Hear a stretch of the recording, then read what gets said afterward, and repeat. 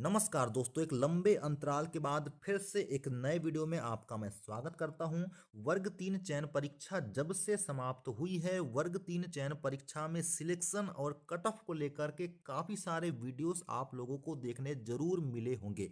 जी हां दोस्तों, आप लोगों के द्वारा ही कम से कम 10 से 15 वीडियोस अलग अलग यूट्यूब चैनल्स के शिक्षकों के देख लिए गए होंगे, जिसमें कि कुछ वीडियो में आपको संतुष्टि भी मिली होगी कि आपके सिलेक्शन के चांस बनेंगे, जबकि कुछ वीडियोस ऐसे होंगे जो आपके कैटेगरी में आपके अंकों को समाहित न करने की वजह से आपको सिलेक्शन से बाहर दिखा रहे होंगे, जिससे कि आपको निराशा भी हाथ लगी होगी। तो वास्तव में क्या कुछ आपके कैटेगरी का यहाँ पे कटअप हो सकता है? जितने भी कटअप अभी तक यहाँ पे जारी किए गए हैं यूट्यूब के माध्यम से या किसी अन्य प्लेटफॉर्म के माध्यम से, क्या वह कटअप आपके सटीक हैं? क्या वही कटअप जाने की आपकी संभावना है? तो तमाम प्रकार की चीज़ों को लेकर के दोस्तों हम यहाँ पे चर्चा करने वाले हैं। दोस्तों सबसे पहले तो जितने भी कटअप यहाँ पे जारी किए गए हैं, बताए गए हैं, उनकी अगर सार्थकता की बात करें, सटीकता की बात करें, तो वह पूरी तरह से ना तो सटीक है, ना ही सार्थक है, ना ही 100% सत्य है। ऐसी स्थिति में आपको अपने अंकों और उन कटअप को लेकर के ज़्यादा चिंता करने की भी आवश्यकता नहीं है। कटअप क्या हो सकता है, यह बहुत सारी चीज़ों पे डिपेंड करता है दोस्तों। सबसे पहले तो मैं बता देना चाहता हूं कि जितने भी वीडियोस आप लोगों के द्वारा देखे गए होंगे, किसी भी वीडियो में आपका शिफ्ट वाइज कट ऑफ नहीं बताया गया होगा, जबकि आपका जो कट ऑफ जारी होने वाला है, आपका जो परसेंटाइल स्कोर जारी होने वाला है, वह शिफ्ट वाइज जारी होने वाला है और आपके शिफ्ट वाइज ही यहाँ पे सिलेक्शन होने वाले हैं। जबकि इंटीग्रेटेड कट ऑफ बताया गया है, आपके नॉर्मलाइजेशन स्कोर के आधार पर कट ऑफ बताया बताया गया है, जबकि आपका कट ऑफ जो है वो परसेंटाइल स्कोर के आधार पर जारी होने वाला है। तो हर शिफ्ट का एक अलग कट ऑफ होने वाला है। सबसे पहली बात तो यहाँ पे ये है, जो कि किसी भी चैनल्स के द्वारा, यूट्यूब्स के द्वारा नहीं बताया गया है, और एक अच्छा खासा डेटा यहाँ पे सटीकता के साथ अगर यहाँ पे पता चले, तब यह कट ऑफ शिफ्ट वाइज आपका बताया जा सकता है। वो भी हर कैटेगरी का अलग अलग यहाँ पे कट ऑफ होने वाला है। दूसरी बात यहाँ पे ये होती है कि आपने अभी जो कंप्यूटर स्क्रीन पे मार्क देखे हैं वो आपके रॉ मार्क हैं। आपने अभी जो आपत्तियां, ऑब्जेक्शन लगाई है रिस्पॉन्स शीट आने के बाद, उसके बाद आपके प्रपोर्शनेट मार्क जारी किए जाएंगे। जी हाँ दोस्तों, प्रपोर्शनेट मार्क जो होते हैं, आपका जो रॉ मार्क होते हैं उससे हट करके होते हैं। कुछ क्वेश्चंस जो आपके शिफ्ट में गलत होते हैं, उसको हटा देने के बाद या डिलीट कर देने के बाद, या आपको उनके बोनस अंक दिए जाने के बाद आपके अंकों में एक अच्छा खासा परिवर्तन देखने को मिलता है। जैसे कि आपने वर्ग 2 चयन परीक्षा में देखा होगा, कुछ अभ्यर्थियों के 6 से 7 अंक यहाँ पे बढ़ जाते हैं और कुछ के यहाँ पे 4 से 5 या 6 अंक भी कम हो सकते हैं। तो ऐसी स्थिति में आपका जो कट ऑफ है वो आपके प्रपोर्शनेट मार्क पे डिपेंड करने वाला है, जो कि किसी भी यूट्यूबर को पता नहीं है।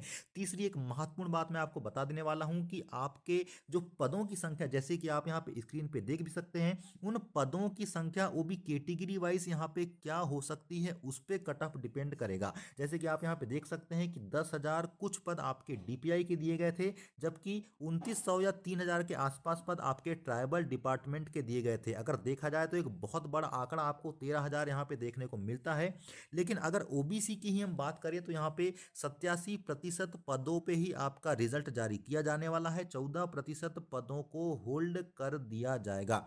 तो ऐसी स्थिति में, और अगर कैटेगरी की भी बात करें तो कैटेगरी वाइज वहाँ पे पद काफ़ी बटे हुए हैं। चाहे एसटी की बात करें, एससी की बात करें, उसमें भी गेस्ट और नॉन गेस्ट की बात करें तो काफ़ी कम मात्रा में पद यहाँ पे आपको देखने को मिलते हैं। इसके अलावा अगर हम ट्राइबल डिपार्टमेंट की ही बात करें, जो कि आपके 3,000 पदों के लिए इस भर्ती परीक्षा को आयोजित कर रहा है, तो उसमें भी अगर आप यहाँ पे पदों को अगर देखने का प्रयास करें तो लगभग आपके यहाँ पे 3,000 के आसपास पद ट्राइबल के द्वारा दिए गए हैं, जिसमें कि आपके आधे पद देख सकते हैं, आपके 1523 जो पद हैं वो बेकलाग यानी कि एसटी के लिए दे दिए गए हैं। आपके प्रयोगशाला सहायक या प्रयोगशाला विज्ञान शिक्षक की अगर हम बात करें तो उसमें 1416 पद दिए गए हैं, जिसमें भी आपके 1,087 पद यहाँ पे बेकलाग के पद हैं, जो कि आपकी सभी कैटेगरी में बंटने वाले हैं। इसके अलावा केवल सीधी भर्ती की बात करें आपके प्रयोगशाला सहायक के लिए, प्रयोगशाला या विज्ञान शिक्षक के लिए, तो 329 पदों पे आपके यहाँ पे रिक्रूटमेंट होना है। इस प्रकार से कुल 1416 पद आपको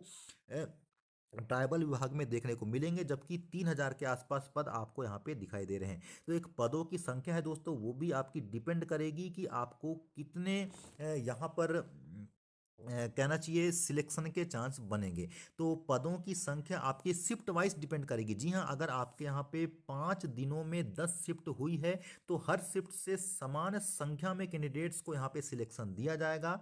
तो चौथी बात यहाँ पे ये भी हो जाती है कि आपकी शिफ्ट कठिन या सरल थी, इस पर भी डिपेंड करने वाला है कट ऑफ।